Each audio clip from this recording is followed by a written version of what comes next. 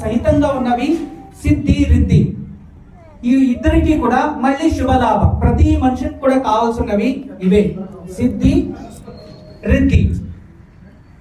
సకల విధమైన కార్యాలని ఆచరించే శక్తి రిద్ధి. సిద్ధి అంటే మనం ఏదైతే తెలుసుకుంటామో అది జరిగేలా చేసేది సిద్ధి. అంటే మీ సంకల్పము మీ ఇచ్ఛాశక్తితో మీరు ప్రయత్నిస్తే అందులో జరిగేది శుభ లాభ. వీళ్ళిద్దరూ వాడు సంత, వాళ్ళ నుంచి వాళ్ళకి వచ్చేది. తర్వాత ఆ వంశం అలాగే పెరుగుతూ ఉంటుంది. దాంట్లో మనకి నిత్య జీవన శైలిలో ఎన్ని శుభము కోరుకుంటుంటామో అవన్నీ మనకు లభిస్తూ ఉంటాయి. సంతోషి, మీరన్నా వినే ఉంటారు కదా, సంతోషి మాత, సంతోషి తండ్రి ఎవరు తెలుసా? ఇదే సిద్ధి వినాయకుడు.